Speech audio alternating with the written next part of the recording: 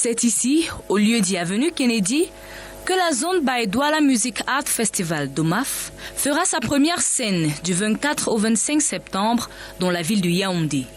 Objectif pour elle, transformer cette rue connue comme un secteur peu sécurisé en un espace d'expression culturelle urbaine où musique, mode, danse, arts visuels seront en harmonie. Le but même de la diffusion culturelle dans des espaces supposés, entre guillemets, être des espaces dangereux, justement, c'est de faire vivre ces espaces-là de manière joyeuse. Une initiative saluée par la direction de l'Institut français du Cameroun, partenaire du dit festival. C'est la première, ce ne sera pas la dernière. On va s'inscrire avec eux dans la durée, on va s'inscrire avec eux parce qu'on est fiers de travailler avec des professionnels camerounais parce qu'ils sont importants pour le pays, ils sont aussi inspirants certainement pour la région et au niveau du continent. Ça fait 20 ans qu'il n'y a pas eu un événement en espace urbain de cette envergure. Ça va permettre aux gens de toutes les générations de se retrouver dans des moments festifs. Au cours d'une conférence de presse le 19 septembre à l'IFC de Yaoundé, les principales activités qui meubleront les 2 jours du festival ont été présentées. Rappelons que les activités à l'avenue Kennedy commencent, elles sont journalières normalement, et le soir, en apothéose, il y a un mix DJ féminin qui va se passer juste dans ce couloir-là, qu'on va transformer, je ne dirais pas en boîte de nuit, mais en espace de réjouissance happening. Une initiative est lancée par la zone by DOMAF afin que la société camerounaise accompagne ce projet qui a vu le jour en 2010.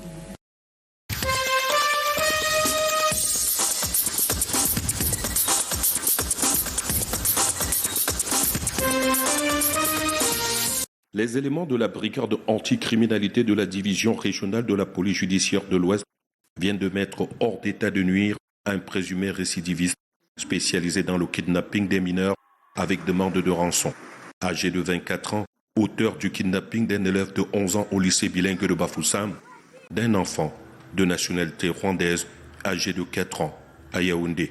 En date du 5 septembre 2022, au niveau du lycée bilingue de Bafoussam, il s'est introduit malicieusement dans la classe de 4e BA3 où il s'est présenté comme le professeur de travail manuel et après avoir fait l'appel, il a demandé un élève qui devait l'accompagner pour acheter le matériel dédié à la discipline. Au regard de la mouvance et des va-et-vient dans l'établissement, il est sorti naturellement avec l'élève avant de prendre une direction inconnue. C'est vers 14h30 que la maman de la victime va recevoir un appel du suspect lui exigeant une rançon de 3 millions de francs CFA pour la libération de son enfant. Celle-ci, choquée, elle va immédiatement saisir le chef de la division régionale de la police judiciaire de l'Ouest qui va nous coter cette enquête en nous instruisant de mettre fin aux activités criminelles de ce suspect. Interpellé, son exploitation révèle d'autres actes. En date du 10 juillet, ce même suspect avait kidnappé un enfant de 4 ans à Yaoundé, dans la localité de Mendon. Un enfant d'origine rwandaise qui l'a toujours conduit dans ce domicile de fortune. Et après 5 jours de captivité, la famille ayant versé une somme de 600 000, il a expédié l'enfant comme un colis par une agence de transport. La reconstitution des faits a eu lieu ce 19 septembre 2022 à Bafoussam et à Demden dans l'arrondissement de Djemem, département du Konki. J'exhorte les parents et les chefs d'établissement à faire preuve de beaucoup de vigilance parce que nous avons constaté que le phénomène des enlèvements avec demande de rançon devient de plus en plus récurrent dans nos différentes villes et surtout en cette rentrée scolaire. Donc c'est un appel à la vigilance parce que nous sommes tous des parents, ça peut arriver à nos enfants même, et comme ça peut arriver aussi à tout autre. C'est sur place que les parents du présumé suspect ont eu une idée de l'activité de leur fils qui cachait pourtant ses victimes dans la maison familiale.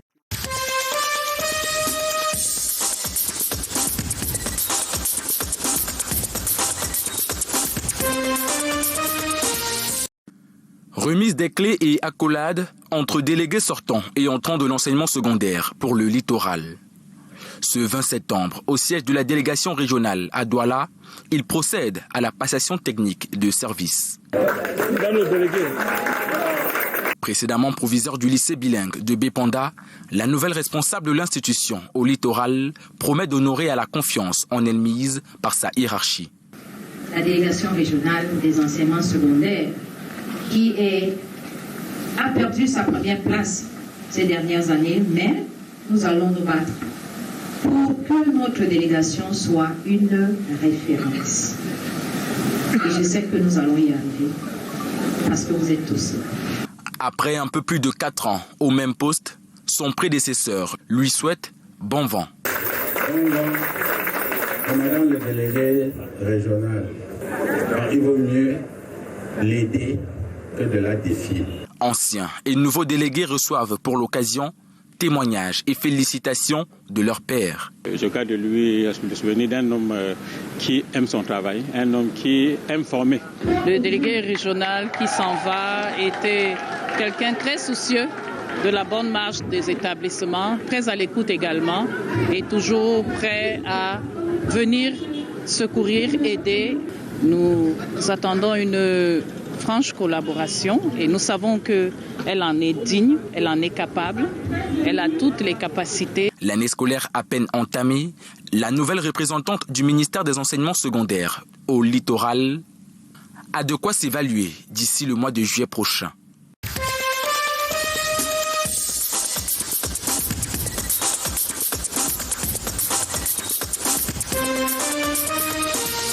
Carrefour Yassa, à l'entrée est de la ville de Douala, la circulation est ici régulée.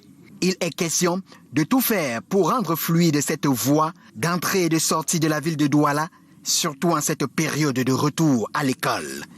Mener une rentrée scolaire sans accident et sans embouteillage dans les entrées et sorties de la ville de Douala, où nous sommes désignés pour la sécurité.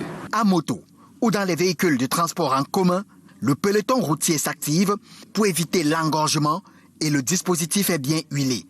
Nous avons placé un dispositif au niveau du rond-point Yassa, celui-ci qui est là pour réguler la circulation et pour empêcher les motomans et les taximens de s'y garer et transporter les passagers et n'importe comment. Et depuis la rentrée scolaire, nous avons quand même le résultat parce que ça devient de plus en plus fluide. L'entrée est de Douala, connue pour des bouchons interminables, connaît de plus en plus un moment de relâchement.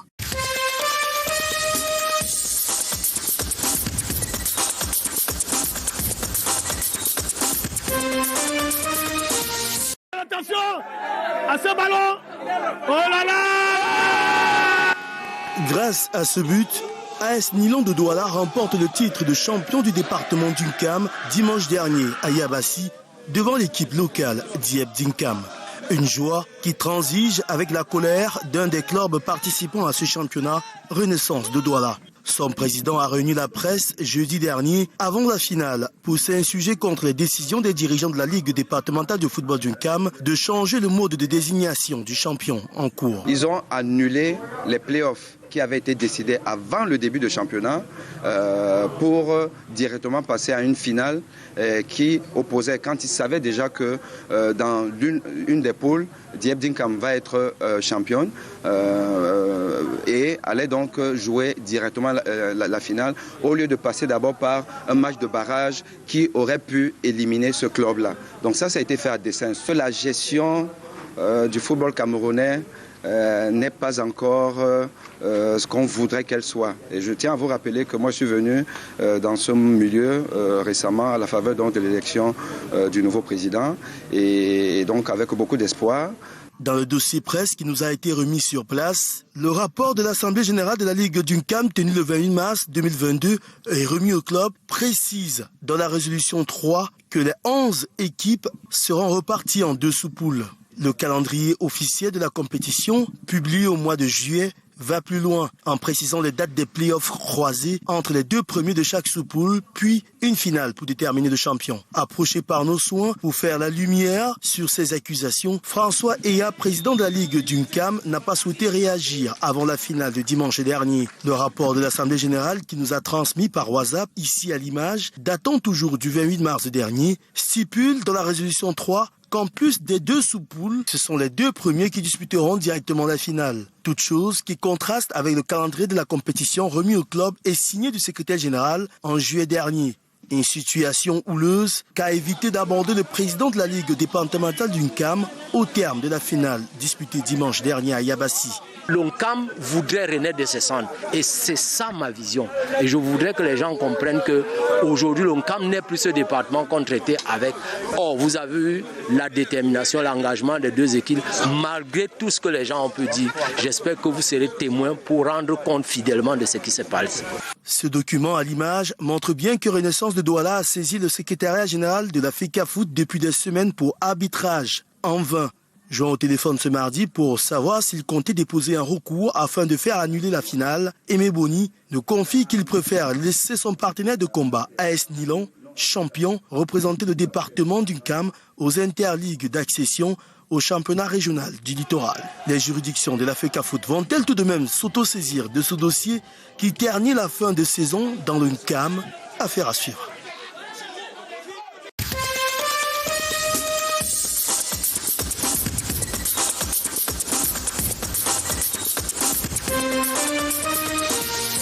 Transformer ces espaces en des terres viables. Ici, nous sommes aux alentours de la Dibamba, connue pour rive côtière, l'un des bassins majeurs de développement qui croule sous une dégradation avancée. Un projet d'aménagement est sur le point d'être mis en place. Vous savez que la difficulté pour nous aujourd'hui, c'est de pouvoir mettre ensemble à la fois la nécessité d'accroître le développement de la ville, de permettre des logements et l'habitat d'une manière générale, et de l'autre côté, préserver justement les sites naturels qui peuvent non seulement nous servir au plan culturel, mais beaucoup plus également nous servir de réservoir pour un certain nombre de choses. Il est question de mettre en place une stratégie pour préserver le corridor de la Dibamba. Une opération dite de grande envergure qui nécessite au préalable un échange avec les riverains. Nous avons peut-être la chance que nous avons pris l'habitude de discuter avec la plupart de ces acteurs-là. Et je pense que le véritable challenge, c'est ça, c'est-à-dire un bon partenariat pour que les gens comprennent et pour que tout le monde se mette ensemble pour un objectif commun. Ce projet est le fruit d'un partenariat entre la mairie de la ville de Douala, la commune de Dibamba et d'une entreprise canadienne.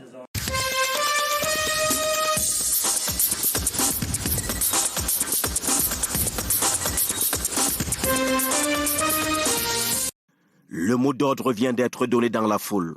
Les commerçants du carrefour Anatole s'attaquent à cette dalle en construction. Le chantier a été engagé dans la nuit de samedi 18 septembre.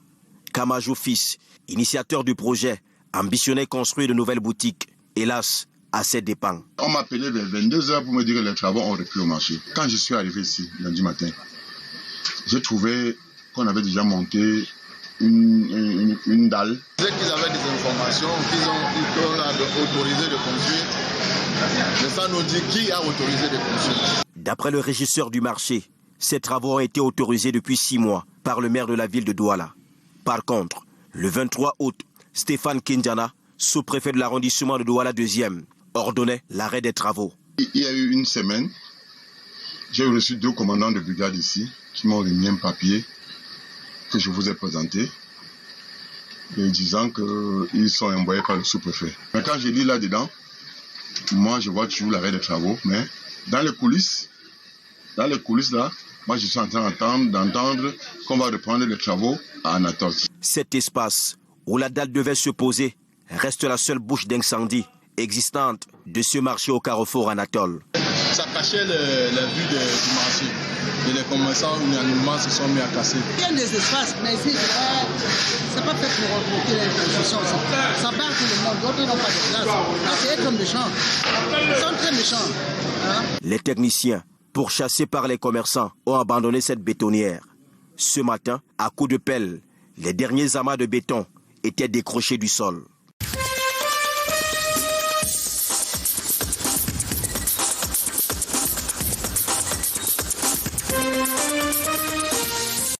transformer ces espaces en des terres viables, ici, nous sommes aux alentours de la Dibamba, connue pour rive côtière, l'un des bassins majeurs de développement qui croule sous une dégradation avancée. Un projet d'aménagement est sur le point d'être mis en place. Vous savez que la difficulté pour nous aujourd'hui, c'est de pouvoir mettre ensemble à la fois la nécessité d'accroître le développement de la ville, de permettre des logements et l'habitat d'une manière générale, et de l'autre côté, préserver justement les sites naturels qui peuvent non seulement nous servir au plan culturel, mais beaucoup plus également nous servir de réservoir pour un certain nombre de choses. Il est question de mettre en place une stratégie pour préserver le corridor de la Dibamba.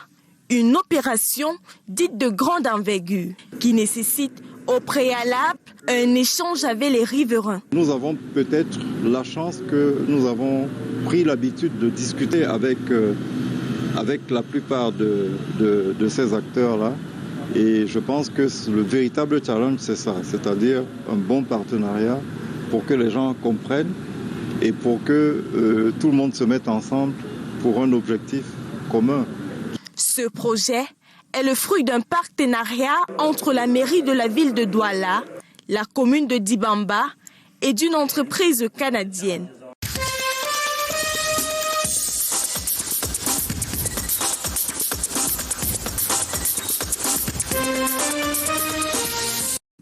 La filière manioc, très porteuse du fait de sa forte consommation, présente le besoin d'amélioration de la qualité et surtout la connaissance des différentes variétés pour mieux choisir les boutures et une production efficiente.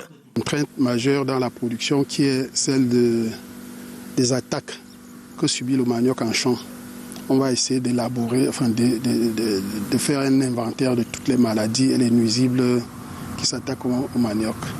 À Bois-d'Ibo, le centre d'incubation pilote de la Chambre de commerce moule les acteurs de la filière manioc aux techniques de production, conservation et transformation. On apprend beaucoup. On ne savait même pas que ça existait au Cameroun. Et j'appelle toutes les femmes, toutes les jeunes filles, de vraiment croire en Afrique, surtout le Cameroun. Le Cameroun est riche. On a plein de choses chez nous. Et je sais qu'en sortant d'ici, on aura appris beaucoup de choses. Ils viennent des différentes zones où la culture du manioc est fortement poussée et comptent mettre le savoir à contribution. Le tout n'est pas d'avoir les transformateurs qui vont vous donner les dérivés des différents produits. Pour essayer, n'est-ce pas, d'avoir une maison solide, il faut que la base soit fortifiée. Raison pour laquelle on a voulu que tous les acteurs de la filière par interprofession puissent être présents.